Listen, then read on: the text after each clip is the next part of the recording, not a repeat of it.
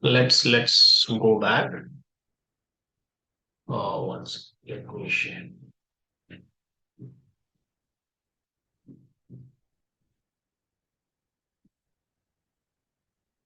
Yes, yes. So the here, yeah. So here we are.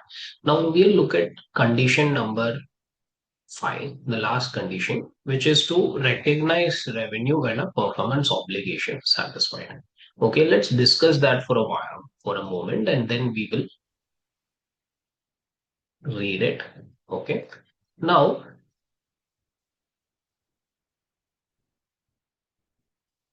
so when do you recognize revenue? We had explained it yesterday. When do you recognize revenue? There is one word for it. When dash is transferred. When do we recognize revenue? Yes. When do we recognize revenue, guys? I need some input on the chat box.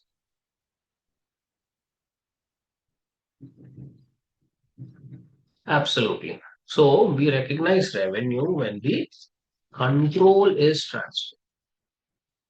Right, so it is pretty clear, like when the control, how do you see whether control is transferred? If the risk and rewards associated with the goods and services is transferred, the customer has consumed it, or no, customer has the right to call the shots when it comes to either burning, destroying the goods, or selling it to other party. He calls the shots now. Okay, it's completely gone from our side. That's when a control is transferred. So we record revenue when control with respect to that particular performance obligation is transferred. Now, this is the point where we would introduce two types of contracts or two types of performance. One is, a contract which the control is transferred at a point of time. Now, at a point of time, when do I transfer control at a point of time? Let's say there is a good, okay. The contract says that I am selling X. When I transfer X to the customer, done. It's control is transferred at the point of time. There is no nothing additional that we have to do. Right. But some contracts are also delivered or transferred over a period of time.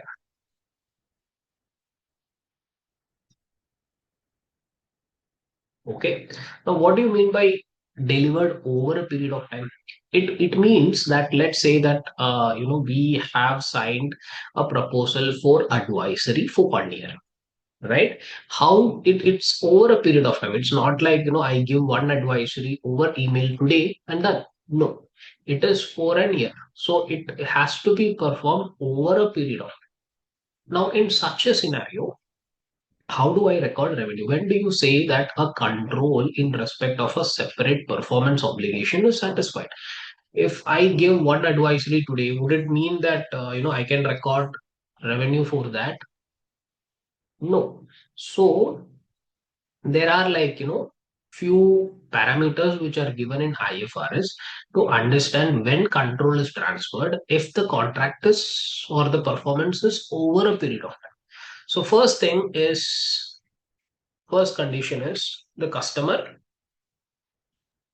receives and consumes the particular good or service simultaneous. Receipt and consumption is completed. Okay. In such a point of time, we can say that uh, you know it is done. Now let's say that you are a singer, okay, and you have taken money for 15 performances. Hmm? Now, after your first performance, the service is consumed simultaneously at the time of delivery by the customer. That you can record that one service. Okay, so there would be 15 performance obligations, correct?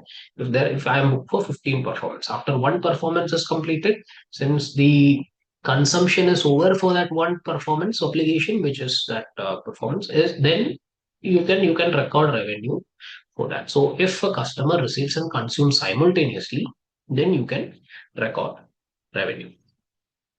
Okay. Now another thing is, let's say some contracts would be for building construction or machinery repair, etc. So if our performance results in creation or enhancement of an asset which the customer controls. Okay. So let's say that he has a machinery and we are doing some repair on a machinery. We are, there for, you're contracted for all repairs for 1 year. Now, whatever work we do, it is creating or enhancing an asset which the customer controls, right? So if we are doing any work and the customer is enjoying it because he is in control of that particular asset, then that means that the control with respect to that particular service is transferred. Okay. And third one, like, it results in a creation of an asset which we have no alternative usage,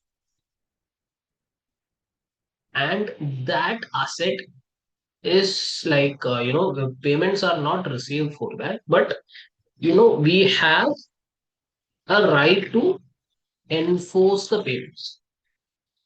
Now let me give an example for number three. Let's say that you're constructing a building. Okay, the performance obligation says that once the base is completed, you will get, or let's say the first ground floor is completed, that is one performance obligation for which you will get money. Now you have completed the base. What are you going to do with the base? Absolutely nothing, right? So you have no alternate use for the construction that you did till the base. But of course, like, tomorrow if the customer is going away saying, no, no, no, we don't need the work at all, you have a right to enforce the payment for that base, right? In such a situation also, it could be said that the control is transferred, hmm, even though it is an over a point of time contract. So there are three things when you have signed up for a contract which is satisfied over a period of time, the customer receives and consumes the service or good simultaneously, then you mean that the control for the respect in respect of that particular good or service is transferred.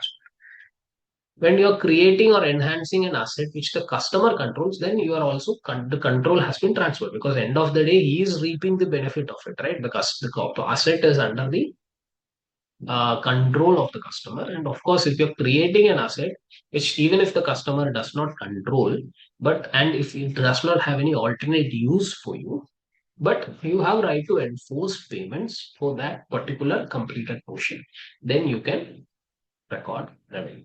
The three is why we have contract, or building contracts being considered as a percentage of completion basis, right? Because we have no alternative use to the asset, and we have a right to enforce the payments as enlisted in the contract. So these are the three things which you have to see whether, if whether revenue has to be recognized for a contract which is performed over a period of time. When it is at a point of time, it is pretty simple. Once the performance obligation, everything is done at one shot, you can record revenue. But if the contract is satisfied over a period of time, then you have to see if these conditions are satisfied, and then we can record revenue. Okay. Now let's see that.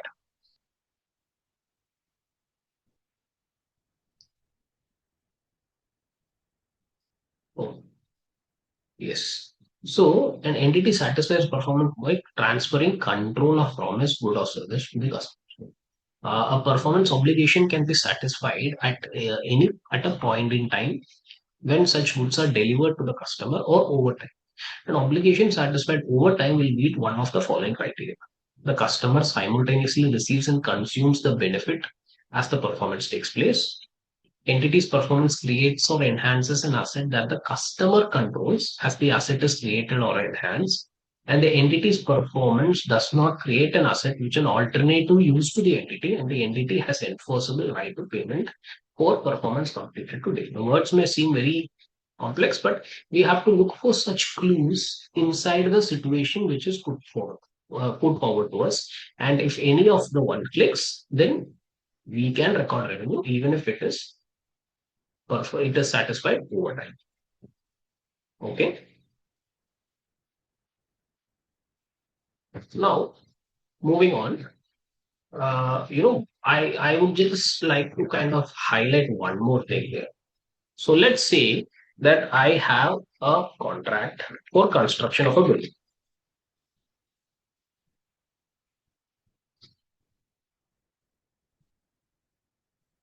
Okay.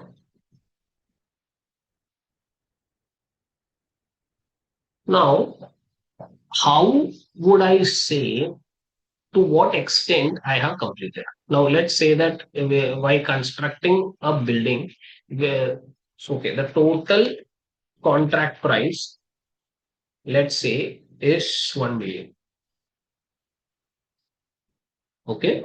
And it includes everything. And the performance obligation is satisfied when I hand over the full property to the customer.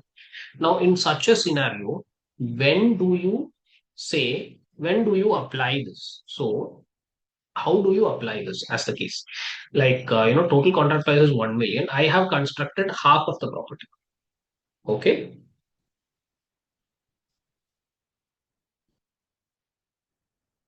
And I have spent, so let's say that the total budget for construction is 750,000. Okay. I've constructed half the property and I have incurred costs of around 250K. Okay. Now, how do I record revenue in this case?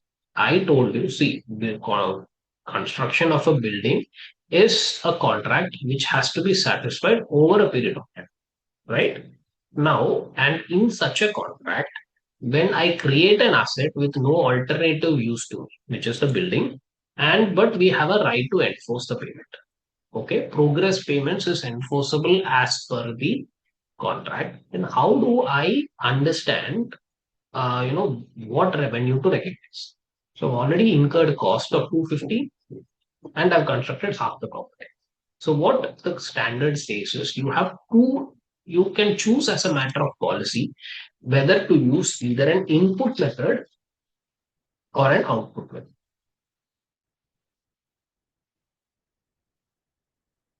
Okay, I'll just repeat this like, if it is not very clear. This is a contract that is satisfied over a period of time, correct? Hmm? Now, I told the standard actually told you that if over a period of time you have created an asset. What is the asset that we created? We constructed half the property. Okay, it's not usable at all. So has no alternative usage at all. And but we have an enforceable right, that is right to progress payments in the contract. So as per point number three, we can record revenue, right? But how much revenue to record in this scenario? So for that, the standard says that you can use two methods, input method or output method. Choosing which method to use is a matter of your policy. And if, of course, when a policy changes, then you have to do a retrospective. It is just like a depreciation thing. Not depreciation is an estimate, but it is just like that, like, choosing which method to use. Now, what is input method? Input method will look at what is the input, that is the cost which you mentioned, and cost as in raw material, manpower, etc. What is the input that is used? Okay, now what is the input that is used? 250,000, right? So what is the total budgeted cost? 750. It will not come because we have put K, but you will do 250 by 750. So I can say that I have almost completed in terms of input, I have completed 33.33%. In respect of output, output means what? Like, instead of input, output is like, final output is the value. Let's say we can say work completion certificate and etc. And in that, they are saying that we have constructed half the property. So output says we have 50%. So based on these two parameters, you can record the revenue. Okay. Out of the total completed, you can either record 500,000 or like, 333,000, which is 33% of the total contract price. Okay. This is how it will go. I just added that for a reasonable clarity, but let's go forward with that. But did you understand, like, what are the conditions you should note while recording a revenue for a contract which is satisfied over a period of time? Did you understand that? Did you understand these one, two, three parameters?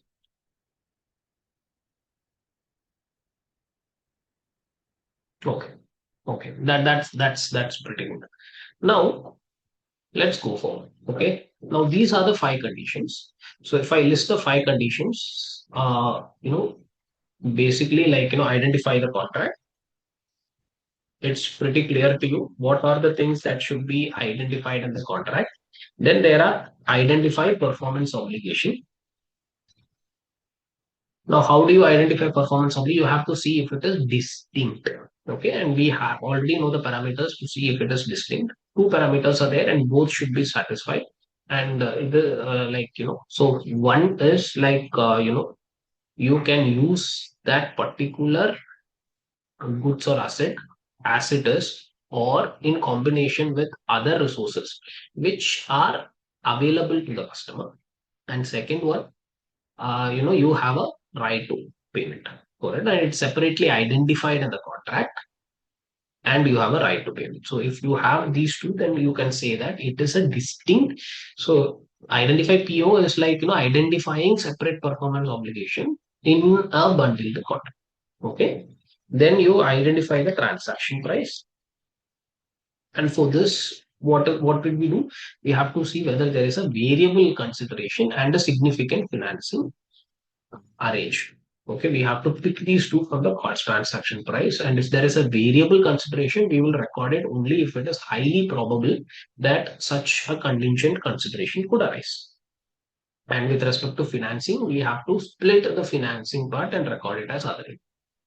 Okay, then we are allocating the transaction price to performance obligations. Here we saw that if it is a bundled contract, then we will take the standalone price of each performance obligation, and then based on the basis of the total standalone price, we will allocate this to the or we will allocate each transaction price to the performance obligation.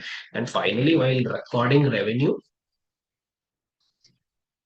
when performance obligation is satisfied, even though we mark performance obligations, sometimes if the contract is transferred over a period of time, then we have to see that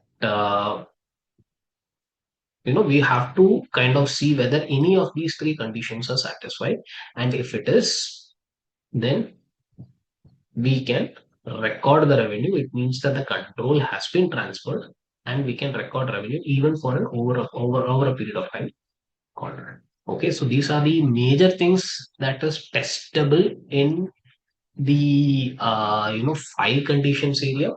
Now we will go and see few parameters, few things which happens in every revenue, which is over and above the five conditions, and in which we have to see how to record, whether to record revenue or not, or what does the IFRS say. We will go into detail on these transactions.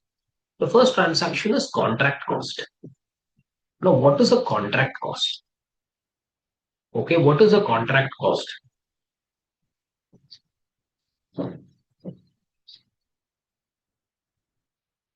Contract costs are those costs which are incurred by the those are incurred for the purpose of getting the contract. For example, like, to get a service contract or get a tax contract, what do? We go have meetings with the client. Sometimes we go meet them in their office, and we incur the travel expenses, etc. So whatever cost that is incurred for getting the contract is what is a contract cost. Okay. Now, contract cost is treated. How do you treat such things? Okay, you are booking revenue. That is fine. You're using the five methods to book revenue. But how do you book contract costs? So the standard says that these contract costs, the costs which are incurred for getting the revenue, you can record it in two ways. Either it could be a contract asset, okay, or it is a contract expense. Expense, as the name suggests, is written off in P&L. Contract asset, for that matter, is carried on as an asset in the balance sheet. When is a particular contract cost a contract asset or a contract expense is what we are going to find out. Okay, so what is contract cost? The incremental cost of obtaining a contract, such as sales commission, are recognized as an asset if the entity expects to recover these costs. Costs that have incurred regardless of whether the contract was obtained are recognized as an expense incurred. These costs are a part of operating activities of a business and should be recognized in the operating category of profit and loss. Cost incurred in fulfilling a contract unless a scope for other standard, such as IAS 2, 16, 38, are recognized as an asset if they meet the following criteria. So what are they saying? One thing is if it is recoverable, it is an asset, right? If it is recoverable, then you incur it, record it as an asset. Okay, when you would anyway expend it. So let's say that we go to the example that I gave. We went to the premises of the customer to solicit him to kind of like give his tax work to us. Now we spend parking charges, transportation charges, all that. Now that would anyways be spent irrespective of whether we get the contract or not. Right. So tomorrow if the customer says no, we will end up spending that. So such expenses you have to record as an expense will anyways be spent, and those which are recoverable you can write it as an asset. Now when it comes to contract asset, it is not as simple as recoverable. There are few additional parameters which you have to follow. Okay, what are these parameters? The costs relate directly to an identifiable contract. If you're putting a contract cost as an asset, you have to see that it is directly relating to the contract. The cost generate or enhance resources of the entity that would be used in satisfying performance obligations in the future. So we are building something which would be used to satisfy performance obligations of that particular customer in the future, and the costs are expected to be recovered. If these three conditions are satisfied, then we can say that it is an asset and not an expense. So what are the additional conditions? First thing is the particular expense should be directly attributable to the contract. So let's say that somebody like Mote would be doing the interiors for a lot of people, right? They have to see that this particular cost was spent for this particular, interior development. Then only, that should be directly. It need not be indirect. It cannot be indirect. Let's say that I had a car. I went to this contract place. I dropped people in that contract place. No, if it is not separately identifiable, you cannot make it as an asset. Okay, it should be separately identifiable to this contract. Number two is, let's say it creates something. Okay, the payment has not received, but it creates something like a partly made thing. It creates something, a partly made asset. Okay, which enhances the performance obligations, which enhances the utility of the company in doing further performance obligation. So let's say that unless the tiling is done, there is no point in keeping a classroom. If tiling is done, then it is easier for them to step on it and do the other work. So if it's a partly made thing and if it enhances the utility of the company, that should be a very key element in recording it as an asset. And third is it should be recoverable. So it is not just recoverable. Okay, it should be recoverable, directly attributable, and also it is incurred in generating assets which enhances the utility in doing further performance obligation. Okay, in such a scenario is when a contract asset is determined and not a contract expense. Is that clear?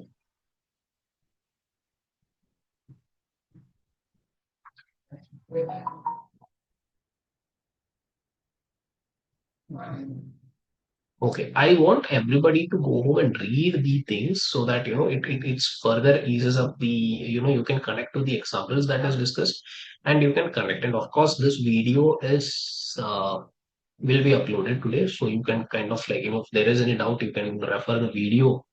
It should be there on YouTube. Okay, so this is the 2.8 is performance obligation satisfied over time. It talks about the output method or input method to understand how much revenue to recognize, right? So it's something that we already agreed. And with respect to number three, which is like common types of transaction, like what to record in terms of warranties, what to do in case of like principal versus agent contract, a consignment contract, a repurchase contract, a right to return contract. This we will discuss tomorrow. Okay, because it's already time. We will discuss the remaining tomorrow. Okay. So thank you and see you tomorrow then. If there is any doubt, you can come to me directly. Okay. Thank you.